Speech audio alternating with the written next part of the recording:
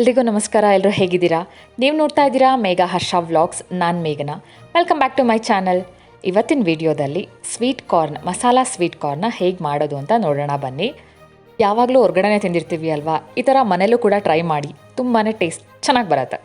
First 1 bowl ಆಗೋವಷ್ಟು sweet ಕಾರ್ನ ತೊಗೊಂಡಿದ್ದೀನಿ. ಅದ್ರ ಜೊತೆಗೆ 1 ರಿಂದ 2 ಸ್ಪೂನ್ ಆಗೋವಷ್ಟು ಬೆಣ್ಣೆನ ತೊಗೊಂಡಿದ್ದೀನಿ. ಬೆಣ್ಣೆ ಯೂಸ್ ಮಾಡೋದ್ರಿಂದ ಟೇಸ್ಟ್ ಅಂತೂ ತುಂಬಾ ಚೆನ್ನಾಗಿ ಬರುತ್ತೆ. ಮತ್ತು ಇದ್ರ ಜೊತೆಗೆ ಸ್ವಲ್ಪ ಚಾಟ್ ಮಸಾಲ, ಟೇಸ್ಟ್ಗೆ ಎಷ್ಟು ಬೇಕೋ ಅಷ್ಟು ಉಪ್ಪು, ಮತ್ತು ಖಾರಕ್ಕೆ ಅಂತ ಹೇಳಿ ಕಾಳು ಮೆಣಸಿನ ಪುಡಿನ ತೊಗೊಂಡಿದ್ದೀನಿ. ಮೆಣಸಿನ ಪುಡಿ ಮತ್ತು ಚಾಟ್ ಮಸಾಲ ಆಪ್ಷನಲ್ಲು, ನೀವು ಮೆಣಸಿನ ಪುಡಿ ಬದಲು ಖಾರದ ಪುಡಿ ಕೂಡ ಯೂಸ್ ಮಾಡ್ಬೋದು. ನಾನಿವಾಗ ಫಸ್ಟು ಕುಕ್ಕರ್ನ ತೊಗೊಂಡು ಫುಲ್ 1 ಬೌಲ್ ಸ್ವೀಟ್ ಕಾರ್ನ ಹಾಕ್ಬಿಟ್ಟು 1 ರಿಂದ 2 ಸಲ ವಾಶ್ ಮಾಡ್ಕೊತಾ ಇದ್ದೀನಿ. ವಾಶ್ ಮಾಡ್ಕೊಳ್ಳೋ ಅವಶ್ಯಕತೆ ಇಲ್ಲ, ಏಕೆಂದರೆ ಸ್ವಲ್ಪ ಸಿಪ್ಪೆ ಥರ ಇರುತ್ತೆ ಅಲ್ವಾ, ಹಾಗಾಗಿ ಅದನ್ನು ನೀಟಾಗಿ ಒಂದು ಸಲ ವಾಶ್ ಮಾಡ್ಕೊಳ್ಳಿ. ವಾಶ್ ಮಾಡ್ಕೊಂಡಿದ್ದಾದಮೇಲೆ ಇವಾಗ ಸ್ಟವ್ನ ಆನ್ ಮಾಡಿ ಕಾರ್ನ್ ಮುಳುಗೋವಷ್ಟು ನೀರನ್ನ ಹಾಕ್ಕೊಂಡು 1 ರಿಂದ 2 ಸ್ಪೂನ್ ಆಗೋವಷ್ಟು ಉಪ್ಪನ್ನ ಸೇರಿಸ್ತಾ ಇದ್ದೀನಿ.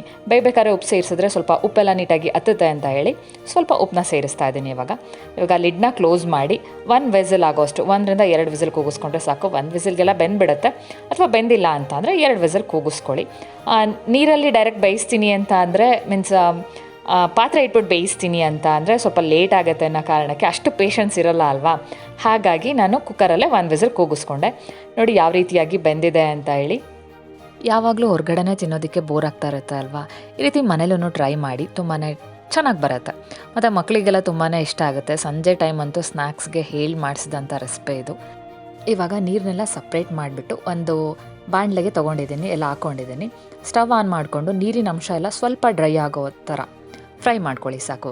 ನಂತರ ಇದಕ್ಕೆ 1 ರಿಂದ 2 ಸ್ಪೂನ್ ಆಗೋವಷ್ಟು ಬೆಣ್ಣೆನ ಹಾಕೋತಾ ಇದ್ದೀನಿ. ಬೆಣ್ಣೆ ಕರ್ಗೋವರೆಗೂ ನೀಟಾಗಿ ಫ್ರೈ ಮಾಡ್ಕೊಳ್ಳಿ.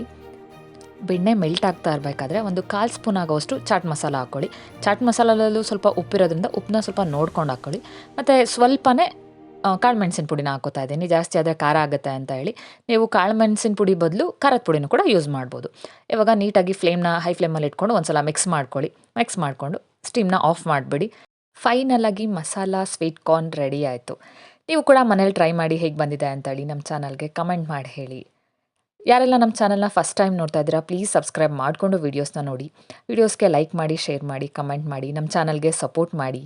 Thanks for watching.